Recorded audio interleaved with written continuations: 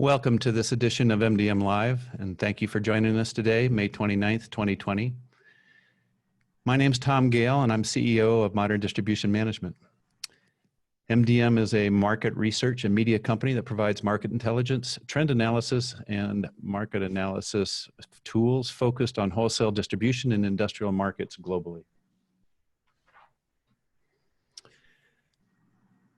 Our program today is being sponsored by Sage, and Sage is a market leader for integrated accounting, payroll, and payment systems supporting the ambition of the world's businesses. The company helps to direct business leaders with a new generation of solutions to manage everything from money to people. Sage's social and mobile technology provides live information so distributors can make fast, informed decisions anytime, anywhere in the world. Supporting business builders for life by offering choice, expertise, and innovation. I'm joined today by my co-host, Mike Marks, and Mike, welcome. Thank you, Tom. It's good to be here. I apologize for the non-business attire. I'm actually at the hairpin turn at Sebring, and I've been spending the morning in a race car, and I'll spend the balance of the afternoon in a race car. So this is a nice break, because it's taken me a while to figure out which way the track goes. It's been so long since I've been in a race car. Great, thanks. I also just realized, thank you for joining us today, June 5th, 2020, for this edition of MDM Live. So I'll catch up here and we'll get going. A couple quick notes, and first of all, I would like to, as always, just encourage using the Q&A or the chat function to ask questions of our panelists anytime. And Mike, before we introduce our first guest, you know, one of the things I guess in terms of what's different from last week, in terms of what I've been seeing, is just, it feels like there's just a whole lot of momentum.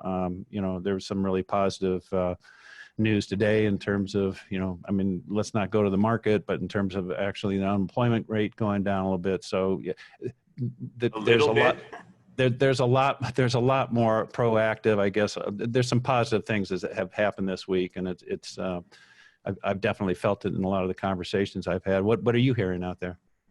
I'm seeing the same thing. If you know, everybody back in the beginning was talking about the recovery being, it's an L, we're going to all die a horrible death. It's going to be a U that's really wide, or a V.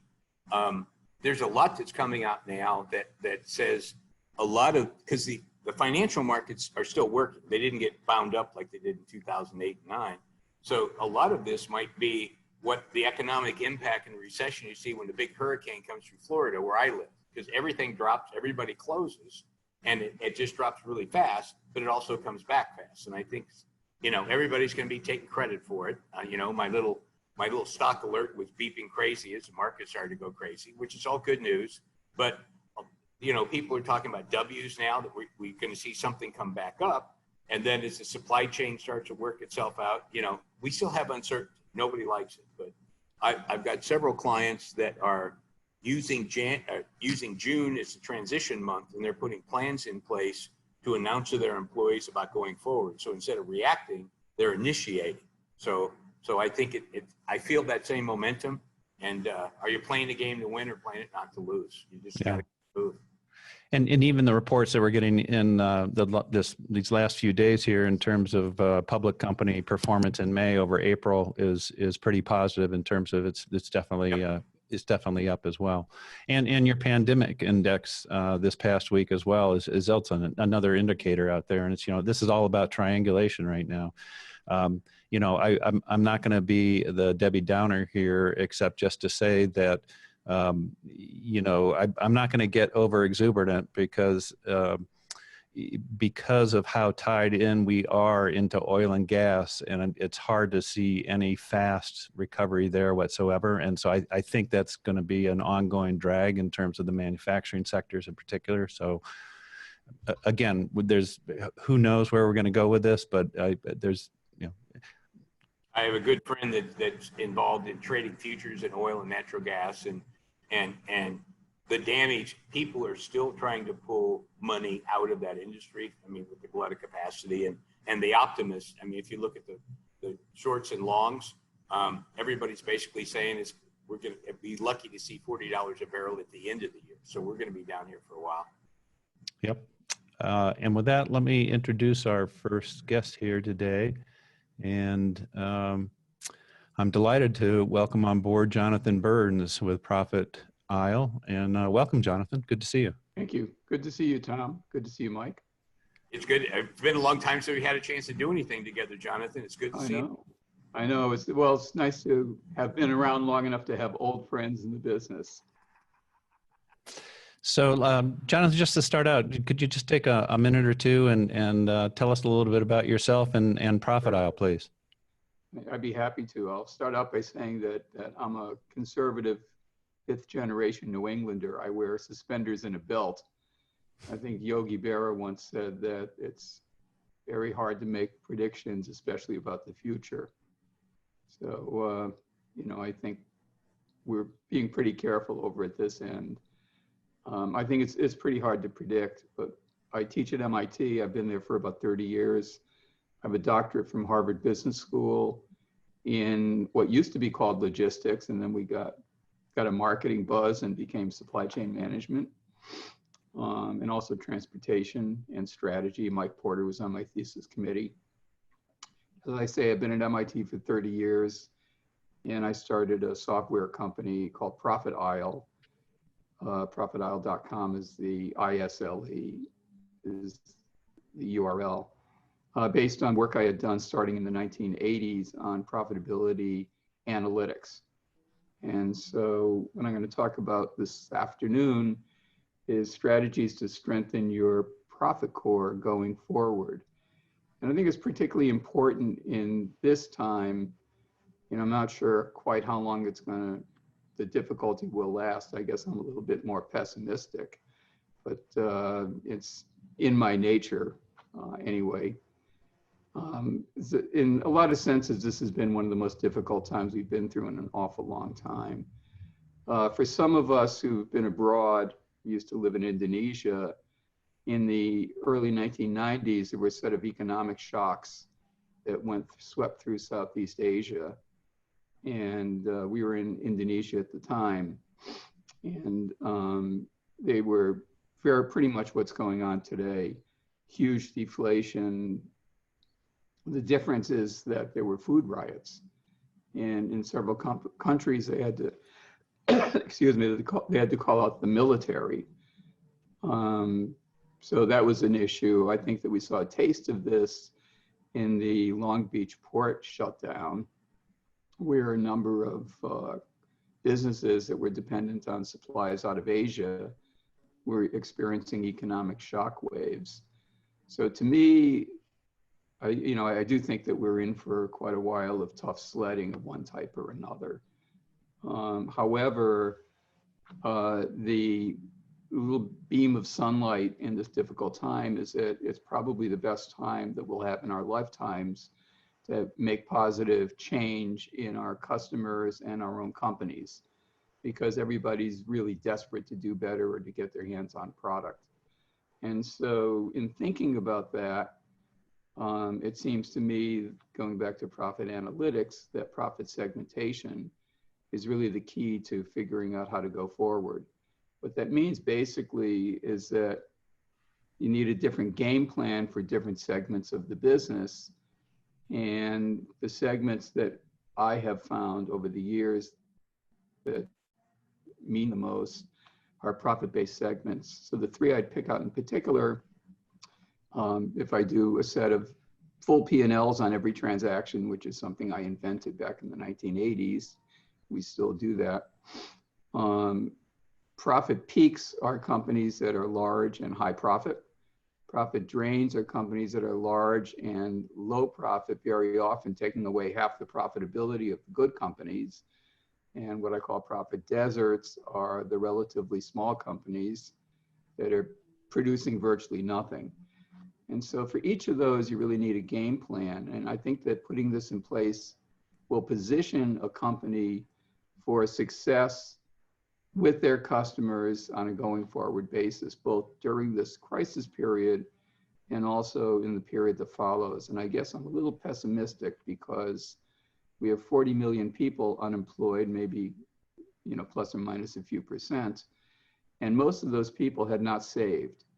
So you had a huge amount of credit card debt, home equity loans, people drawing down their life savings.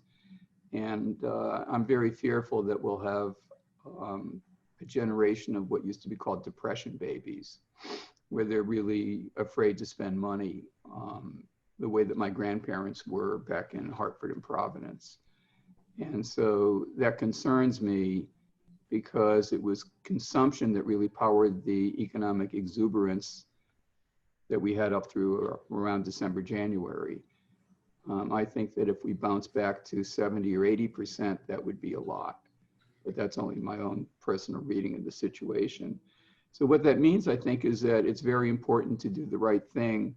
As a supply chain person, a lot of my colleagues that I read are talking about resilience and trying to get a hold of product supply. To me, the really critical issue is how you deal with your customers. And I believe that breaking it down with those three market segments, those three profit-based segments, is the way to think about it. On the profit peaks, it's where most companies make 150 to 200% of their profits.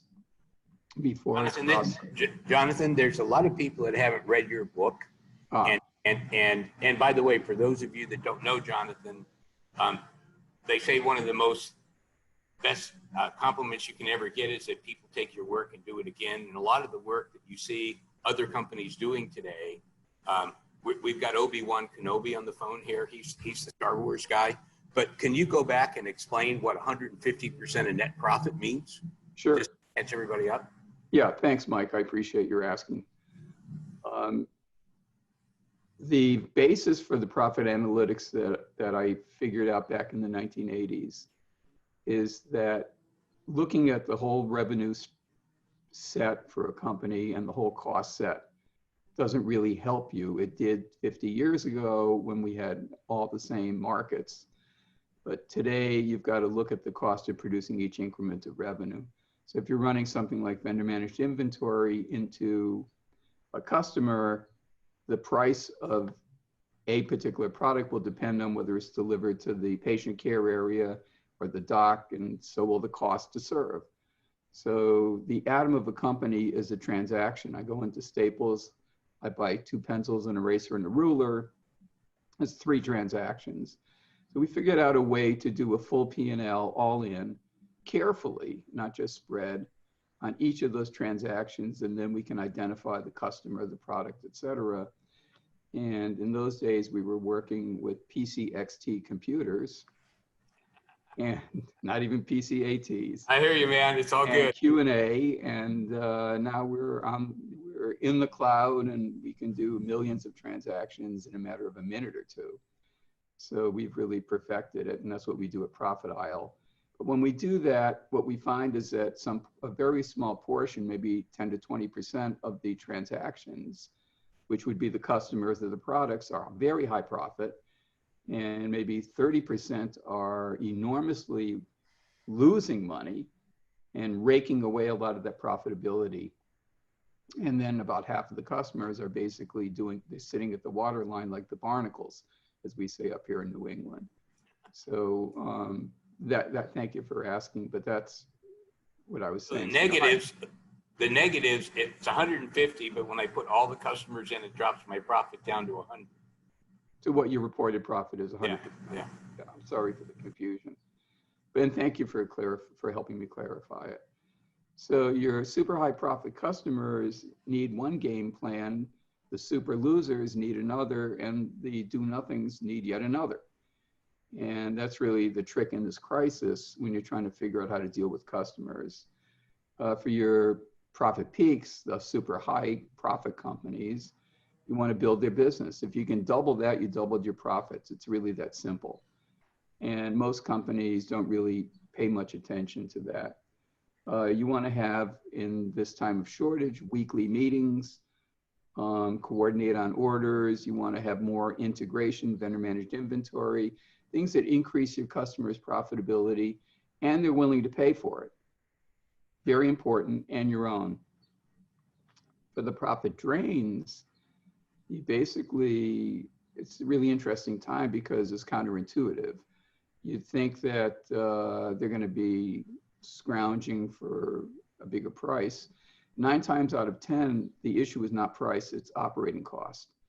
And by looking carefully at things like the order pattern, are they ordering every day or twice a week? You know, things like that that are expensive for them and expensive for you, for the supplier, you can get that down. So whereas the profit peak customers should get dedicated account teams, multifunctional, supply chain and marketing people, the profit drain customers need a different set of dedicated teams, multifunctional, the way that you have a bank workout group. And I've done a lot of work in financial services where they go into troubled loans and they know what to look for. And it's the same thing in distribution. You can figure out what's the order pattern, what's the product mix, and things that I know Mike and Tom can do in their sleep. So they know what that's all about. But you still want to have weekly meetings with them to set the orders. And the reason is that if one of those draining customers is on, say, 80% or 70% replenishment, and they don't adjust their order system, the order system will keep ordering that 20% increment maybe 5 times a day. So it needs to be adjusted. And so you've got to come to an understanding. And when you put the peaks and the drains together, it's a relatively small portion of your customers. The third one is profit deserts. And there, the important thing is to automate everything. Put them on menus, put them on automated service, serve them through the web, get the cost out of it. So you want to basically match your cost to serve with their profit potential. And the Can I throw a couple curves at you? Yeah, sure. Because a lot of people have, I mean, your ideas have gotten very widespread in this industry, as I know you know. And there are a lot of people that have gotten to the point where they've done some of the analytics, right? Understand that they may not be perfect, but they're directionally correct. And almost universally, what we hear is that they share this data with the sales force in terms of this is a huge drain, and the salespeople have an apoplectic fit and just don't want to believe it. What have you seen in terms of what is the best way for companies to kind of deal with that, other than using a blunt instrument and shooting somebody? Well, I don't advocate that. Okay. Chapter 42, blunt instruments. Yeah, thanks both of you. But you're absolutely right. Actually, in my experience, the first step is that they question it. And so you need to go through a couple of rounds of sensitivity analysis.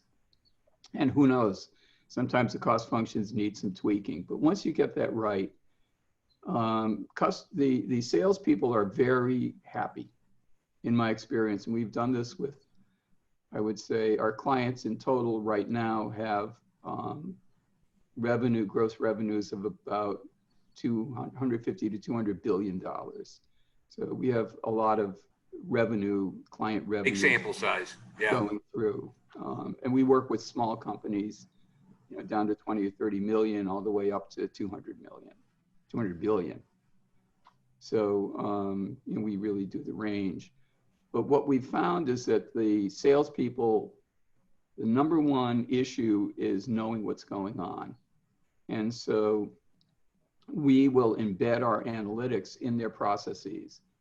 So if it's a retailer, we'll put our analytics right into Salesforce. So when somebody comes in the door and they give them your phone number, they immediately know, are they a peak? Are they a drain? Are they going to bargain? What kind of products do they want?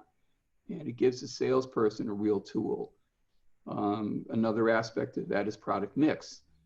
If you take a look at the room behind me, which is my home office, my study, you'd have trouble selling me chrome furniture with white leather, as you can see. It's just not what I do, but I'll buy anything that's mahogany, on the other hand. So, you can match. In retail, it's very important to know. In distribution, will people buy warranties? You're dealing with equipment, because that's where you make all the money. So that's a way to do that. My experience is that they're really pretty happy, but particularly in this time of shortage, Mike, the reason for that is that the definition of great customer service is keeping your promises. 100% of the time. And you can make and should make different promises to different customers. So for your peaks, they get 100% of what they need. For your drains, if they don't play ball, they get 70%. And your deserts get, say, 60%. But they know they're going to get it. The worst thing for a salesperson is when they start promising things to customers and they can't deliver. And nobody knows, as you know, good news is great, bad news, you can manage around it, but no news, wrong news is just a disaster. Well, so a lot of the people that have picked up your ideas, I just had a conversation yesterday with the distributor that has been at this for a while, and they built it into the culture. They still have issues with the salespeople, and they're still doing some adjusting. But what they did is they took their profit peaks, and with their PPE, the masks and gloves and all that, they really went out of their way to do 100% with their profit peaks, and because they had to allocate product, there wasn't enough masks and this other stuff to support everybody, and it worked out really well for them. So I mean, this is way past theory; it's into practice. And what other advice would you have for people? Because I know we can't get into mapping and levers and management, but in terms of what kind of advice would you have for somebody that really wants to grow and they're willing to play make some investments and do things? How do they use these ideas and get started? Yeah, that's a very good question, and it's particularly important now. My sense is that it doesn't cost any money, and in fact, it generates cash almost from the start because you're not doing big advertising programs or product development. But the two other issues that we find in this difficult time, one is what to do with digital transformation. Most companies have multi-year programs for digital transformation, and in my perch at MIT, I see a lot of this. You know, a lot of companies are watching what we're saying, and you do not want to simply say in our 5-year plan, we're up to automating accounts receivable. The places that you really need to bear down in digital transformation are, number one, integrating with your profit peak customers through VMI and other things like that. Yeah. And number two, engineering the people out of your profit desert side so that you get your costs down, automating it. So that's the other one is adjusting your supply chain systems. The difficulty that we have really in spades, and we read about it in the papers almost every day, is that there are what we used to call in Asia shock waves in the supply chains where you don't know what's coming. The issue there is that we have engineered all the cost out of our supply chains and we've made them very lean, which I guess is a good thing. On the other hand, they're very fragile. So if you don't have accurate information and you have a certain degree of volatility over about 5 to 10% of design, it freezes. It's like a phase change in when water turns into ice. And for many companies, their supply chains have frozen up. And the answer to that is to go after the big customers, as I said, have the weekly meetings where you agree on what they're going to get, and that's what they're going to order, and that's how you set your systems. And then, you know, for the rest, it's not going to really make much difference. So I'll read you one brief quote. This is from the chief supply chain officer of a multi-billion-dollar New York Stock Exchange distributor that's working with us. Much of what you described is played out. In times like this, you need to take the yoke, that's what a pilot holds, right, and fly by feel. You can't let your forecasting systems run on autopilot. We've made a number of dial turns to adjust our demand patterns manually. I look forward to the day when we can turn the autopilot back on. I think it's going to be a while. So for a lot of companies, no matter what their intentions are, their supply chain systems are unable to discriminate in accepting orders, and they pass that back to their manufacturers, their suppliers, in terms of what they ask for. I'm going to resist the urge to do my imitation of you, but we got a really good question Tom probably wants to ask from somebody, and I think I know exactly what you're going to say, and it's going to be fun. But Tom, go ahead and throw the question at Jonathan. This will be sure. fun. Yeah. So agree with Mike's earlier thought, these low profit desert customers, many times the ones that are a drain are neediest and the easiest to depart. Also, the deserts many times are your highest volume customers. How do you take services out and maintain their business, Jonathan? Well, that's a very good point. For your profit desert customers, they typically have low volume. They may be actually large companies and you're a minor supplier. If you offer them more product, then they very often will give you a bigger share of wallet. But the trick really is to work the cost side and to get the cost to serve down, because as expensive as it is for the supplier, it's just as expensive, if not more, for the customer. The problem is that the customer is probably not running profit analytics. Most companies have never looked at how often they order or looked at how often their customers order. They don't look at things like substitutes. So if you've got 3 products to substitute for each other, you run out of product A, you want to be sure you can substitute B or C, that you have a previous agreement, and that eliminates all of your back orders, which takes out about 20% of your cost of operations.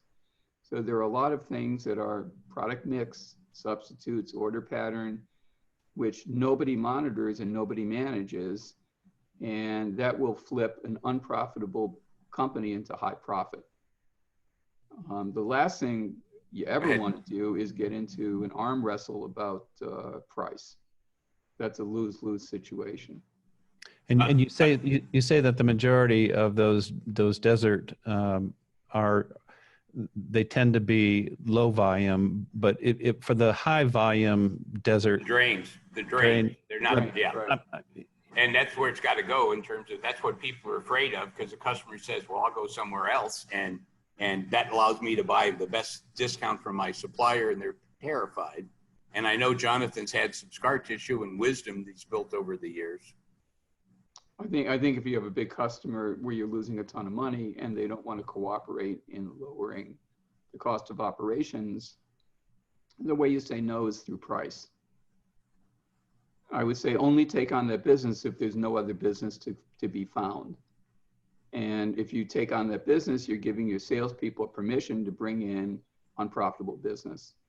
In my own experience, 7 to 8 times out of 10, those customers will come back because they will respect a company that knows how to operate, knows its costs, and has great service. And it goes back to the definition of customer service, which is you keep your promises 100% of the time. If you have a profit drain customer who's on 80% allocation and they won't cooperate, and they want to go elsewhere, that's really up to them, I think.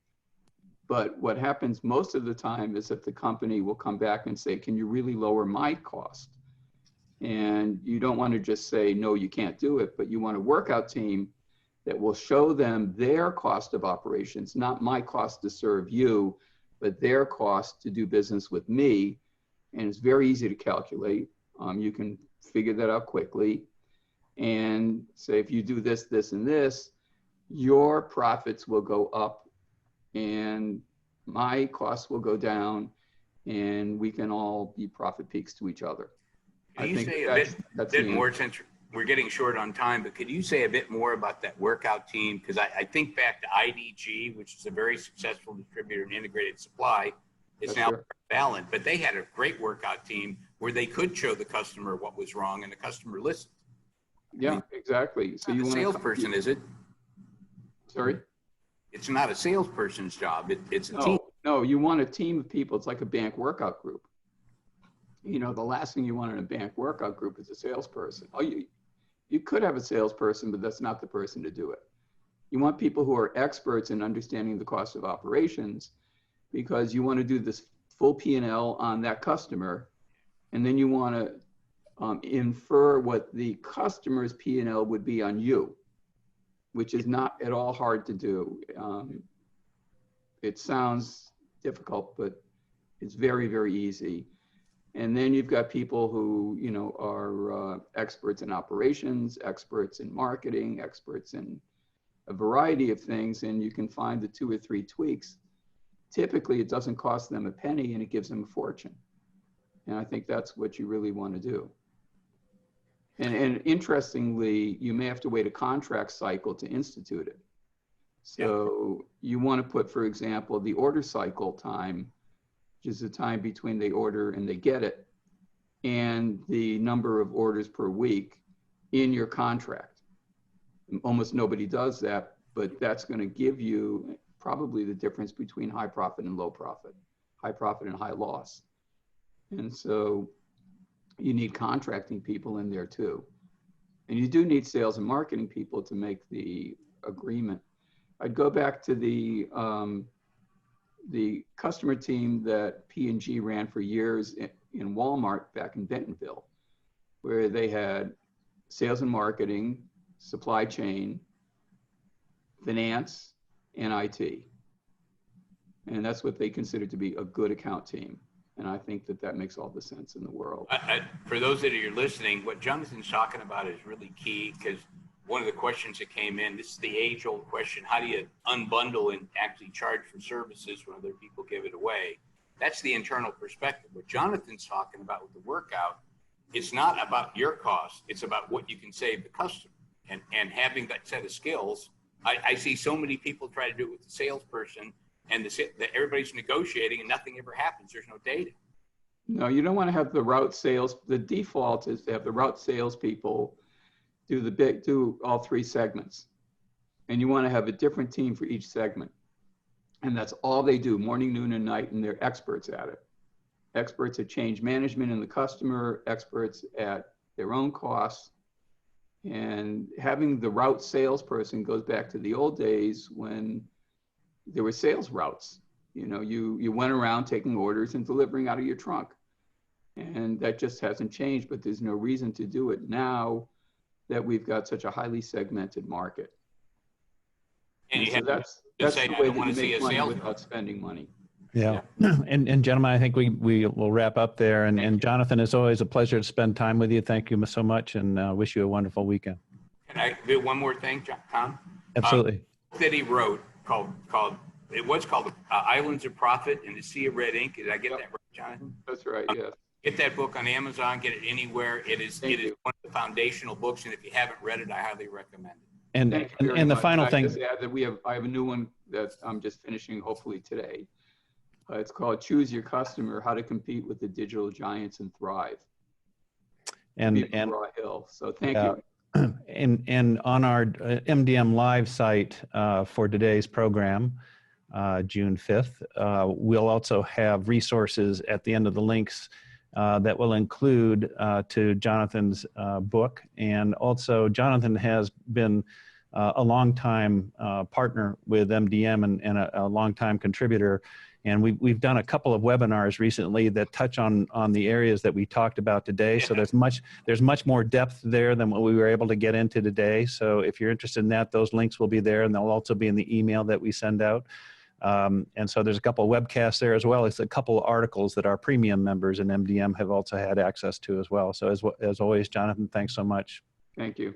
Take care, my friend. It's good seeing you. Thank you very much. Bye-bye. Have a nice weekend, and good luck on that race course, Tom. Thank you, sir. I won't hit the wall, I promise. We did it again, Tom. We ran out of time. We always do, Mike. Thanks. And with that, I'm going to ask Barry to come out. And Barry, I think I muted you after you unmuted yourself. So does Barry have to unmute himself again? There he is. Okay. Yeah. You can hear me right now? Yeah. Barry, welcome. Good to see you.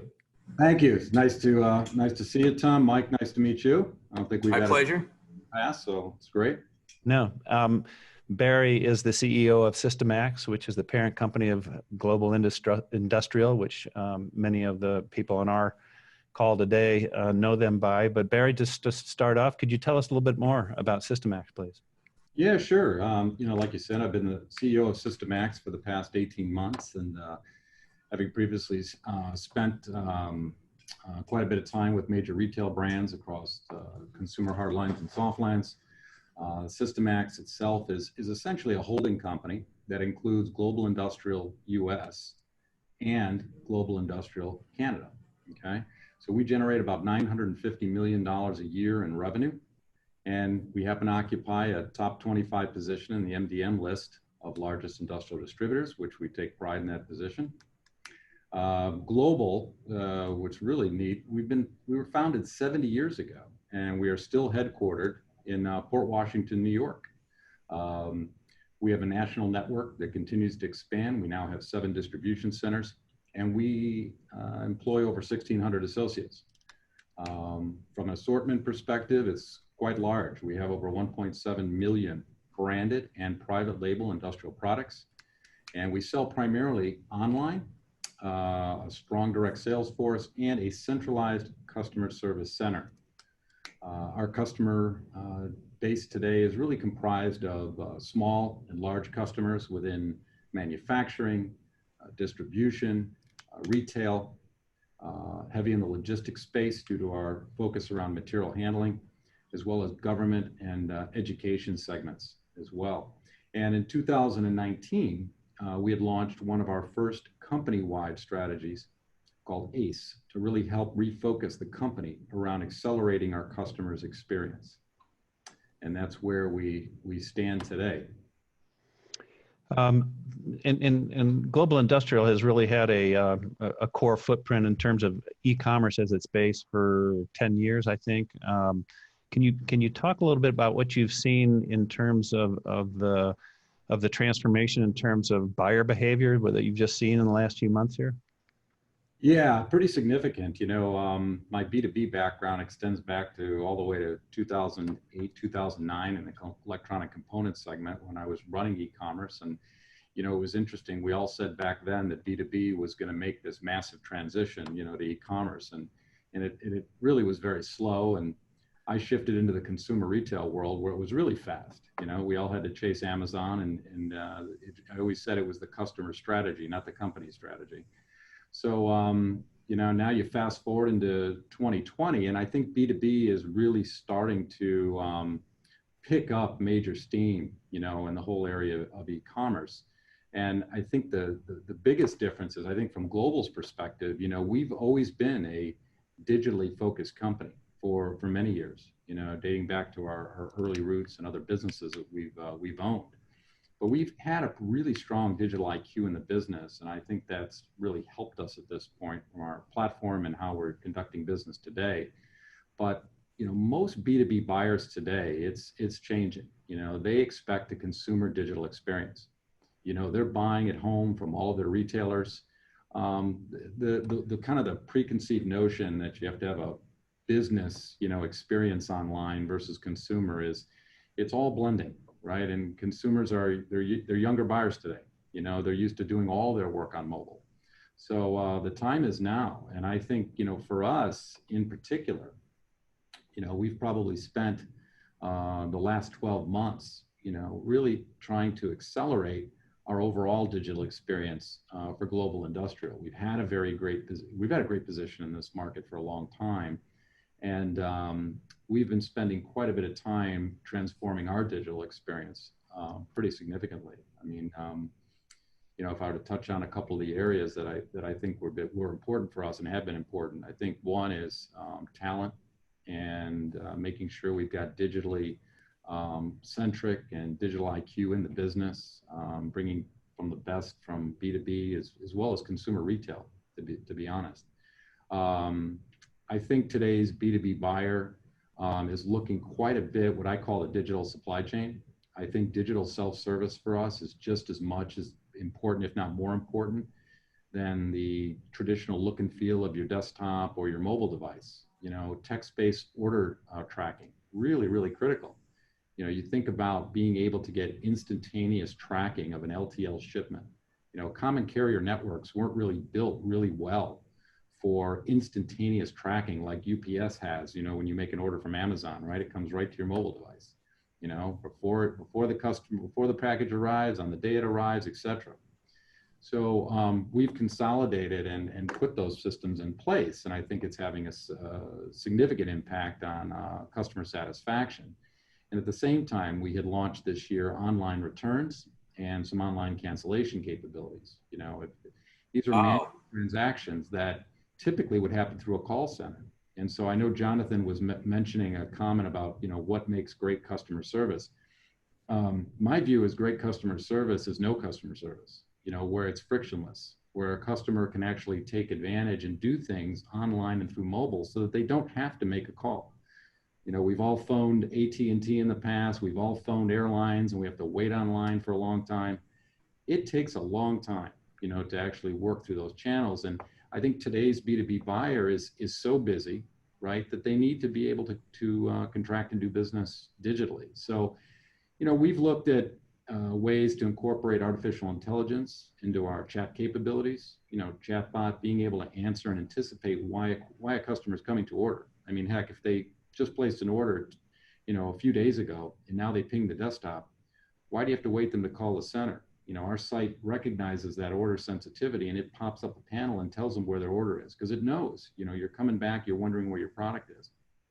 So there's a lot more to happen around the digital self-service capabilities and the digital supply chain. And then of course, we're spending much more focus around digital merchandising, the page experience. These are things that, are pretty traditional in the digital world. And it's an opportunity for us to increase our capabilities there. And then certainly starting to expand our channel presence, not just in digital marketing, but also looking what content and social media can do, and much more in the digital marketing area. So, we really believe we know the path to success, and it runs through the customer and their overall satisfaction with our service and transaction experience. Barry, Tom and I are really interested. We want to peg you to talk about R3 because that's pretty exciting. Mm-hmm. But before we get into that, you guys are in the forefront of this whole digital transition, and there's a whole bunch of people listening to this that go, I want to be Barry.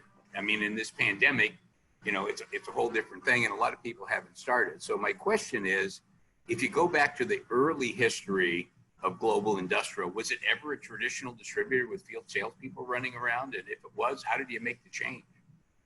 It goes back a while, Mike. I would tell you that I think, our founders and, the early days of global, we were into the web business pretty quickly. We realized a great source for accelerating new customer growth. And I think we had the early lead in the market. Systemax used to own a business years ago called Tiger Direct, which was a consumer computer retailer.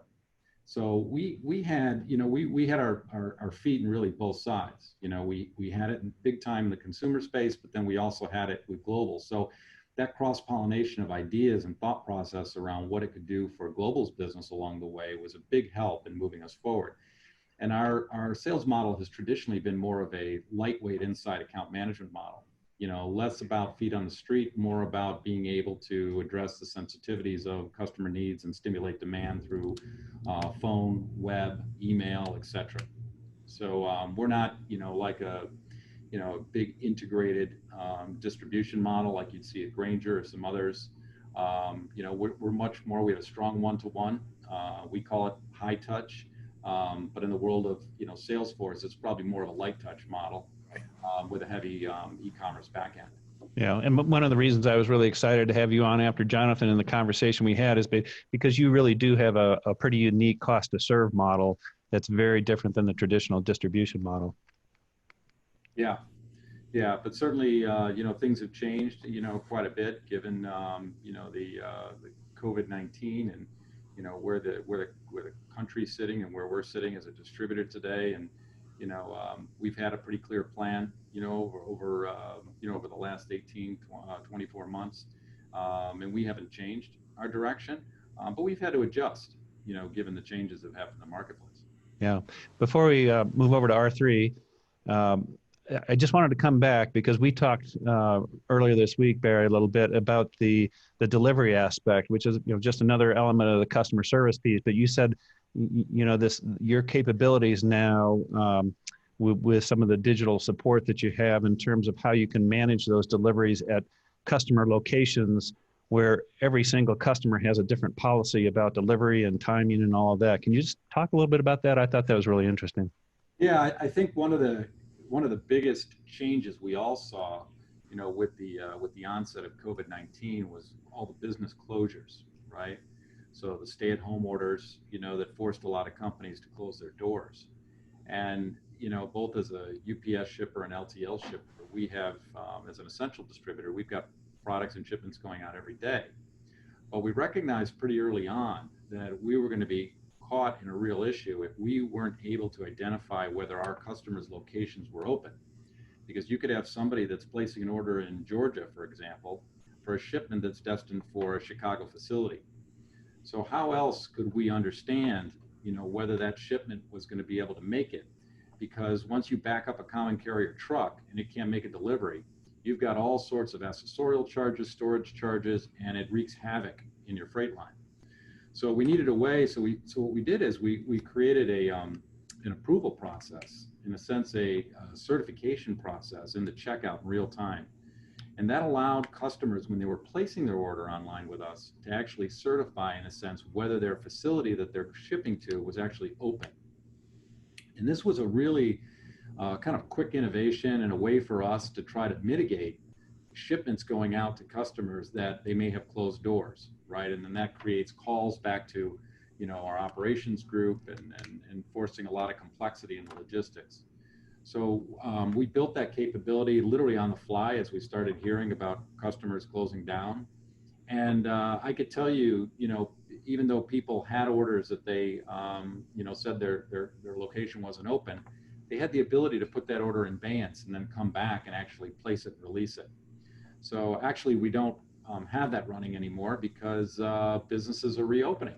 And we also found through the process that when we thought that most customers didn't know if their locations were open at the time, we found most of them did. So the ones that were actually coming to the web to commit, most of them were clicking yes. And that told us that actually our buyers were much more aware about the status of their facilities nationwide than we maybe gave them credit for. But there was a little change, and we learned in real time with the data that actually people that were committing orders to us, they were going to go through. And as a result, I think we mitigated some excessive accessorial costs in the process. Yeah, interesting. Let's shift gears. Tell us a little bit about R3 program. I know, and you kindly spent some time with our editor, Elizabeth, and our premium members are going to get the interview in our next edition, but tell us a little bit right now what that program's about. Yeah, well, it's kind of an interesting story. I mean, I think most of us have gone through, the COVID-19 story. The reason we're doing a webinar today is because of those same reasons and not doing it live. But I'll tell you a little bit, maybe about our own management of COVID, because that really led to R3. So, since COVID started in March, our number one commitment has been to the health and safety of our associates. And, of course, Global is considered an essential company, and that we provide needed PPE products to customers all over the globe. Therefore, we had to keep our distribution centers open, and we went fully remote with all non-DC personnel within 24 hours. So from our standpoint, we're not a traditional remote business. So that was a heroic effort. We're not some, software company out of, Silicon Valley who's used to having people working remote. I mean, this was a very traditional organization that we had to mobilize, and our teams did an absolute phenomenal job in the pinch to make that happen. So from that point, we had really built a very elaborate COVID response plan, and, there's no playbook for this. You put a lot of smart people together in a room in a crisis and you solve the problem, So there were a few things that we implemented and we featured early on in the process. One, establishing some COVID-19 health protocols across the company. How are we going to assess people who, get it, and what are we going to do, and what's our process? We had to quickly install the same social distancing guidelines and practices that, the CDC and everyone else was, talking about around the country. I personally took the responsibility to amp up our communication across the company. So I still to this day send an email to the company 3 days a week to educate, inform, and guide, what our next steps are. And then we had to implement some significant changes in our overall sanitation process across our DCs and the front office workspaces. So, before you even know it, you're spending the majority of your time managing the health and safety of associates. And, you kind of look back and say, we're here to run a business, but that was the business and that was the call to action. So, with significant surveying and listening to our associates, we did realize that our efforts have made a huge difference, in their view. We really captured the hearts and minds of our associates. And in some ways, it was actually a cultural change as it was going on. And we found that associates became, I think, believers that management was really acting in their best interests. And we were walking the talk. And I think that was one of the outcomes of that. However, we sat back and we said, we're selling a lot of material handling product. That's great for distribution logistics facilities, but with a lot of those places closed, what's our next play? So we thought about our process. We sat around and said, how can we do what we're doing? Because every company's doing that, and then reposition our business. So, as we all know, the old saying, necessity is the mother of invention, right? We spent, considerable time internally. How do we change the sales narrative, temporarily, from core and now to COVID products, right? So we knew that our customers were going to go through the same thing. We asked ourselves, how could customers ready their environment for the return? And at that point, R3 was born. So R3 really stands for restore your environment, return to the business, and rebound in terms of your business. And we knew that when states started to reopen their economies, all companies are going to be trying to figure this out. So how do we ready our business or help our customers ready their environment to deal with, the return? So we've repositioned our assortment. We've provided checklists of products. We've developed content and knowledge programs that customers were going to need to open up and operate their businesses. And we actually equipped our sales teams with, solutions narratives, and we produced all sorts of, we produced an R3 magalog. We produced an easy checklist for buyers to kind of walk through their organization, understand, what do they have to do in terms of janitorial? What do they do in health supplies?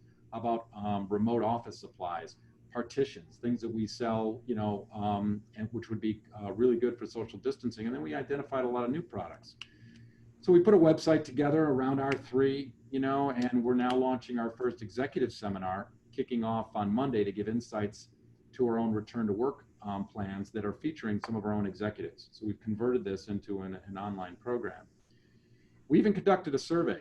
We wanted to know how our customers were responding. And we recently found that, 70% of the companies out there are already adopting new safety procedures and protocols as a result of COVID-19. Did you say 70%? 70%. That means they're actually thinking about what teams they need inside their building and how they're going to reset their cleaning protocols, not just for the short term, but for the long term, right? And you got 30% of them out there that really, either they're in a state of denial or haven't started. So we've been running, really fast with our R3 proposition, and we don't see it slowing down, till next year. And it's been a great balance. I think customers have found us as a company that can help them on the phone. Our sales agents have been trained and are aware of the different areas of the business that companies are going to have to address, whether it's sanitation, janitorial, social distancing products, and the consumables, the masks, the PPE, the face shields, the sanitizers, all those products that we have collected in one spot. And it's been a great experience for the customers. Yeah. Just one thing, and this really hit me between the eyes, Barry. The distributors, every distributor talks about value added, and they usually think about putting value added around the product. Yeah. You had customers that were uncertain because they cared about their people. And what you did is you added value by helping them figure out what to do. And they can buy those products from anybody. But in terms of making yourself sticky and bringing value, they cared way more about that than features and benefits or a price in a particular mask or face shield. Yeah, I think that's a good point, Mike. I'll tell you, when you really think about when it first hit, the biggest surge was around the face masks and the sanitizer products. Okay, but yep. So you see impact there. But what customers weren't thinking about is what happens when they finally do return to the office. Everything's going to change. Whether we're going to see increased regulation around janitorial practices that have to be present in an organization. You know, is OSHA going to take a stand here? Are we going to see requirements, you know, for different types of products and PPE to be on site, you know, as part of ongoing pandemic readiness in the future? I think these things are all part. So we, in effect, the industry has a new category. You know? Yeah. It really, I mean, even the things about social distancing and the signage and the plexiglass, I mean, Absolutely. everybody's got to do that. Yeah. The other piece of this, Barry, that, you know, not only in terms of the value of your customers, but it sounded like it really formed a guidepost to bring together your entire organization, not just giving the salespeople sort of a roadmap in terms of how to interact and communicate with customers in this new environment, but also in terms of bringing in the rest of the team. Can you talk a little bit about what that looked like for you? Yeah, I'll tell you, as far as our management, our senior leadership team, we saw this as a rally cry and an anthem for us to really show our own value to our associates in this process. I mean, we have a philosophy of leading by example. You know, we're not going to do anything that, you know, we wouldn't ask folks to do anything that we're not going to do ourselves. I think we had to be very attentive. We had to make sure that the protocols, the information, the communication was really amped up across the organization. There were lots of questions, you know, I mean, just every day, different scenarios. And you had things that were unfolding with the CDC, the WHO. I mean, all these things were coming out in real time. Now, every other, you know, a lot of other companies had to deal with the same issue. And I think this story would probably echo or mirror, you know, other folks sitting back saying, hey, yeah, we have the same thing. But it really took an incredible amount of discretionary effort on the part of the people and the leadership of the company to make us feel as if we were doing right by the associates and protecting the health and safety of their well-being. And so now we are in a kind of a return to work mode. You know, we have our own phasing process on how to maintain social distancing across, you know, all of our facilities across the world. And you know, it's been an all company effort, but there's no doubt it took an incredible amount, and still is, of discretionary effort to be able to make this right. Nobody wanted to do this wrong. Everyone wanted to do it perfect. Yeah, but you know, in addition to the survey that you talked about of your customers, it also just, it sounded like it formed this you know, immediate conduit for customer connection, but also communication really deep back into your organization that really has allowed you. It sounds like this is really, it's not like you set it and forget it. You've been evolving this program as you've gotten more feedback and continue to tweak it. Is that correct? I think that's right, Tom. I mean, I think that, you know, we know that things will evolve, right, as the market changes. And I think, you know, how we've reacted to our customers have been somewhat of an empathetic tone, you know, the same way we've taken with our associates. You know, it's less of a hard sales pitch than it is, we really understand what you're going through because we're doing it ourselves. That's why we're talking about our story. And that's why we're doing webinars about our story, because we think that this is a scenario where, you know, it's okay to share how you're addressing your environment. You know, this is a little bit less about competition and, you know, more about how do we make sure that people, you know, are taken care of in this whole process. And that's how everyone felt, you know, developing the program and continuing it forward. So there's, of course, you know, there's always a, you know, sales goal in mind, but at the same time, the people in our organization they really feel that we're doing something for people and helping them in their environment, and they're seeing new value that we're bringing to the table. Yeah. And with that, Barry, we've reached the end of our time, and thank you so much for the conversation. Mike, one question. Go ahead. Barry, on a personal basis, I really like where you're going, and I'd like to know what your ticker symbol is. Oh, SYX. Thank you, sir. Yep, you got it. Well, thanks for having me today. I appreciate it. Yeah, really appreciate your time. And great day. Enjoy your weekend.